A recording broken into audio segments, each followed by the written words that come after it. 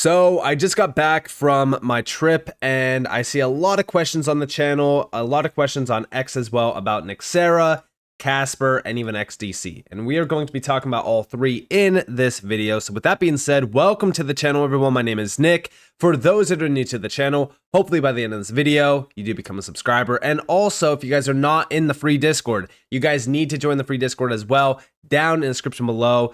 It is the #1 spot to be around crypto, especially if you want to make a ton of money, get a lot more valuable insights, and it's all free. Now, there is a paid section as well if you guys did want to check that out as well, but you don't need to. And of course, like I said, there's a lot of valuable information on the free side that could help you make a ton of money as well. So what are you waiting for? Join it today. Now, let's dive on in and let's talk about a few things. So #1, Nxra, aka Alliance Block. This is not the first time that Alliance Block or Nxra got exploited. And for those that, did miss this, yes, they got exploited on August 7th. They updated us on August 9th regarding this. They are resuming operations. Everything is now fine. But the problem still is there, which is the fact that not only did they get hacked once back in February of 2023, they also just got exploited again. And this is not a good look, especially if you want to become an institutional grade, based project and you want to work with institutions and enterprises. Like, this kills trust. It really does. And I'm not going to try to sit here and say like, oh, no, I think that this is a good thing because it's a great buying opportunity. No, we need to be real with ourselves. Like, if I was an enterprise or if I was an institution, if I was seeing these problems happening in less than 2 years around a project, why would I park millions and millions and possibly even billions of dollars in products that are ran by a project that is getting hacked multiple times in less than 2 years? I wouldn't. But does that mean that Nxra is going to be absolutely killed and that we should avoid Nxra? No. I think that they will still be successful. You got to remember that we're still in the early stages of this massive technological advancement with this technology. So there's definitely going to be problems. The #1 thing that I want to see is a 100% focus on security. Because even down here, as we do see from Zach XBT, here we are almost 1 year later with teams still falling for the same type of scams. And here's the full breakdown of what happened. I think that as we really look at what is going on, okay, we need to come to the realization that, is this something that could have been avoided in, a very easy way, or is it something that is wrong internally? And for the most part, this is something that could easily have been avoided by just taking the steps from the original exploit that needed to be taken in order to avoid things like this. Now, obviously, the first one was a DAO exploit. This one was a little bit different, okay?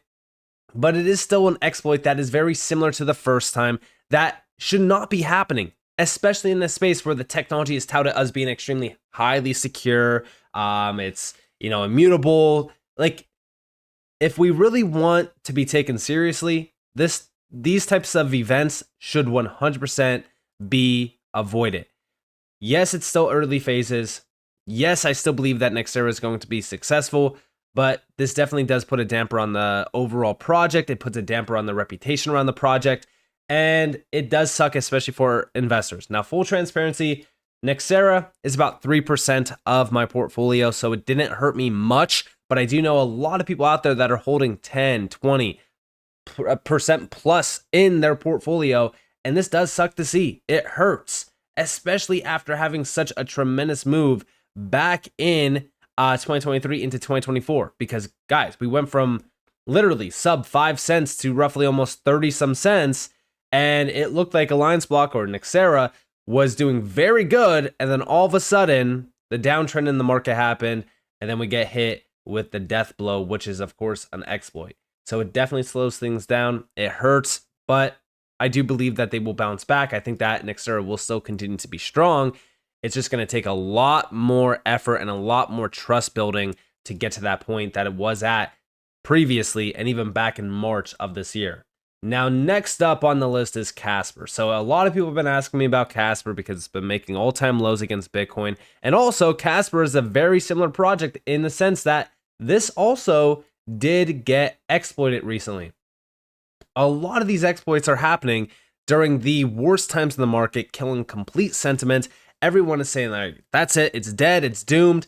And a lot of these hacks, I don't want to try to make like an excuse and say like a lot of these hacks lead to very positive price action, but they do. Go back to Ethereum for an example. Ethereum is a great example of it. And even previously, right? When we look at these big bearish events, they are typically the times where you want to be focused up, and it might not be a bad decision to accumulate a little bit during those times because they typically lead to euphoric events as well in the space. Obviously, as we look at Casper, it's not been doing good. The all-time chart is showing us that it hasn't been doing good. But when we look at Casper right now, there is a lot of good, positive events happening around it. Number one is the Grayscale AIs or Prove AI NFTs that are now starting to pop up on the network. Big shout out to Tokenizer. I believe he was one of the first ones to really kind of start reporting on this. And we have Seems Grayscale AIs finally taking a short breather from Prove AI on Casper, which, by the way, quick update, this actually stopped. They continued to push and push and push. Here's 27 minutes ago. Let me refresh as well just to kind of show you guys 55 seconds ago. Like, this thing is going crazy with the mints, and we can see that Prove AI, Grayscale AI. It is an AI governance solution for building, training, and running AI databases or data sets. It provides organizations with unprecedented levels of visibility into and control over their AI systems via fully certifiable and tamper-proof audit trails for AI models. And we could see a full breakdown of this back on August 7th, for an example. The pilot started, and Casper anticipates 20,000 plus 280,000 NFTs by Grayscale AI. So about roughly 300,000. August 22nd, 302,000 plus Prove AI NFTs, 2,420 more than expected. And we can see, don't forget the activity we're seeing is purely in its pilot testing stages from just one company. And yes, this is just a pilot phase, and it's from one company. It's very similar to Hedera, right? When we start to see Hedera enterprise grade use cases going live, crazy transactional flows, but it's just from one project. This is just the starting point. And I do believe that this is going to continue to really kind of amplify the overall volume, but also value on the network, because this is just one project. When we talk about AI itself, this is going to be so big. Just recently, SALT conference was really talking about AI. More specifically, the convergence of AI and blockchain. Casper Labs was there. A lot of great individuals from the space as well were there. And we have blockchain might be the best technology for the use of AI, but without a thoughtful implementation plan, it's not going to work. And yes, as we really look at what's going on, AI needs blockchain. It 100% needs it. AI itself is one of the largest technological advancements in human history. It is going to change every single industry around us, every single sector around us. Finance, as we know it, is going to be completely reinvented from it. But we don't get there without blockchain. And we look at Casper because Casper is pretty much the only one in this space that has a foot through the door to really kind of solve all of the AI problems that AI really kind of brings with it, which is, immutable, trustworthiness, and also seeing the transparent data sets behind it. That's why we look at what Casper has been doing. In fact, I told you guys already, Casper wouldn't be my number one holding by invested amount if it wasn't for the AI aspect around Casper. I'm just going to be honest with you guys. If there was no Prove AI, if there was no partnership with IBM, I would not be touching Casper. But considering Actis, AI, things like that around Casper, it makes it such an underdog in the space, overlooked as well. The performance in terms of price action definitely is a big problem, but you got to remember that Casper is not really tied to utility prices right now. It's not tied to fundamentals. It's tied to Bitcoin and the rest of the market. So as we think about that, no, we're not really seeing the face value of these projects. And when I say the face value of these projects, I mean the actual value behind them. What value they're bringing to enterprise, what value they're bringing to, these institutions. We're not seeing that value right now. We're seeing its value tied to hype, speculation, Bitcoin. Once we're out of that type of cycle and we're in utility, That's where we really kind of look at the real value. Now, outside of the SALT conference, we got this video where we have in our lifetimes, I don't know if we've seen regulation around the use of technology come in as rapidly as it has done with AI. And this is from the COO at Casper Labs. Check it out real quick. In our lifetimes, I don't know if we've seen regulation around the use of a technology come in as rapidly as it has done with AI. Why would that be the case? It's because the massive potential of AI, the application of it is almost inevitable. And again, this is a global phenomenon. It's not specific to any industry or any country or any region.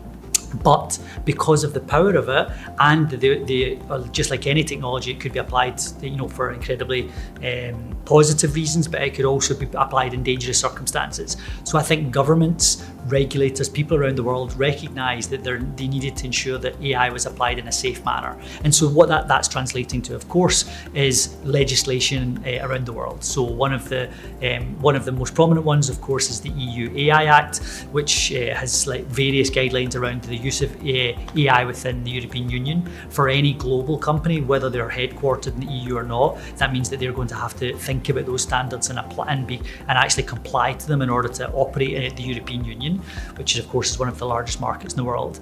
But it's not just there, it's everywhere. There's regulation in Asia, across the Americas as well. There was a new act that came out in Colorado, the Colorado AI Act, and this was a surprise even to the experts in the field. And I think that speaks to the proliferation of legislation that's coming out, and it's because legislators have a duty of care to citizens, ensure that people are safe. What that means for companies is it can be a real headache to not only keep on top of what's actually emerging, but what that means for how they use AI within their companies. Now, as we really look at this, yes, regulation around AI continues to evolve. California, for an example, just proposed new AI legislation, SB 1047. These types of moves continue to happen, and it only highlights the move towards something like Prove AI as well. Prove AI is becoming much more of a bigger piece of the puzzle around AI adoption and the convergence of blockchain with AI. That's why I keep a close eye out on the contract package around Prove AI, and the fact that this still is in the pilot phase and we're seeing the volume that we're seeing from this, it gets me very excited about what type of volume this really will create on Casper. Again, nobody's forcing you to hold Casper, nobody's forcing you to hold XDC or Nxra, but I just think that Casper is really blown out of proportion in terms of the price action. Yes, the price action sucks. Yes, it hasn't performed well, but if we're just judging something off of price action alone, yeah, it's not good. But if we're looking at fundamentals and the utility around Casper and what Casper is providing around the AI space, around enterprise institutions, I think that's going to be very valuable. And I think that once we break this whole hype speculation cycle and we're in a utility cycle, that's where a lot of these projects really kind of thrive. And I do think that Casper is going to be one of them. Now let's talk about XDC, because XDC also hasn't been shy to some bad price action recently. A lot of altcoins look like this. A lot of them are decimated price action wise. This is the last year. This is from 2022 to now. Again, not much growth. Had a nice little spike up back in August of 2023. Outside of that, it's been in a downtrend. But as we really look at XDC, we continue to see some big moves being made. Number one is a lot of these accelerators that are now launching around the XDC network. This one is actually with Plug and Play, and it is an RWA focused accelerator. I'm very excited about this. I think that this is going to be great around tokenization. RWA tokenization continues to be a hot narrative. This is definitely reinforcing the fact that XDC will play a big role around RWA tokenization. Outside of that, a lot of projects are now integrating onto XinFin, or the XDC network we have over here. Frac, or Fractional, is proud to have integrated Diamond Labs tokenization platform to XinFin Official. Love to see this. Listen, we continue to see some great moves being made. We continue to see adoption of the XDC network as well through a lot of these projects, really kind of reinforcing the fact that XDC will also be a big project once we start to see a lot more development, a lot more users, and a lot more projects going live on the network. And so far, XDC, to me, I love the overall idea around, when we look at tokenization, It's more so around trade finance. Trade finance is the key when it comes to XDC. It's the number one thing that really kind of keeps me focused on XDC, but it is definitely becoming a big project on the backside beyond trade finance. Also, ACA Finance. We're happy to announce that ACA Finance has officially integrated with the XDC network. Again, this is AI-powered liquidity tools. Love to see a lot more projects now integrating onto the XDC network, and this is just in the last month alone. And then more recently, we got the Digital Economy Council of Australia, which, by the way, I'm going to be doing a full-on deep dive into this and giving you guys another video on XDC regarding this, because I do think that this is a great partnership and a great announcement. But this is with the Digital Economy Council of Australia. They're welcoming XDC Network as a foundational partner, and I'm going to fully break this down. I'm going to add a lot more value to this announcement as well to really kind of prove to you guys just how big XDC is becoming in areas where a lot of people are just not focused on it. It kind of reminds me of Hedera and HBAR, where a lot of people are just not focused on it, and we just continue to see a lot of these big announcements, a lot of these big moves being made, and that is value. Listen, a lot of people don't think that these partnership announcements and these news announcements, mean nothing. They don't mean value to the project. They don't mean value to the asset, but that can't be further from the truth. Like, as we really look at a lot of these announcements, all these partnerships, this is all value. This is all value added to the network. It's all value added to the asset that runs the network as well. And it also is value added when these announcements mean a lot. Right now, in a utility bull run, in a utility market as well, these would be huge. But in a market driven off of hype and speculation, it doesn't mean much. A lot of people don't care about utility. They don't care about, real world use cases. But when utility does matter, guess what? That's the only thing that really will be talked about, focused on, and it's the only thing that really will matter as well. So all of these announcements, this is value. These are value added announcements. So with that being said, to really kind of summarize a few things, if we're talking about Nxra, I do think that the exploit is a very bad issue. I think that's an issue that should have been fixed initially. And if these problems still persist now, it's a problem. It's a big problem that they need to focus on. And I do think that they're going to continue to focus on it, improve it, and potentially even, push some updates around the protocol and around the actual project. I still think that Nxra is a big player in the RWA space. I think that they will push on beyond all of the negativity, all the FUD around it. I think that they will continue to build. I think that they will continue to improve, and I do think that they will be successful. But they definitely have a lot more trust building to do. They are definitely going to have to go on a spree, and I'm talking about years and years and years of sprees where they have zero problems when it comes to security. But I still think that they will be successful. I know the team behind Nxra is very strong. They are also very busy. So I do think that Nxra will be fine. As it comes to Casper, yes, price action sucks, but fundamentals are there. And Casper continues to innovate, continue to push updates. The team is very consistent as well. AI is a very big deal. Actus is a very big deal as well. I do think that Casper will be very successful. And last but not least, of course, XDC. It's still an overlooked gem. I still think XDC is so overlooked in the space.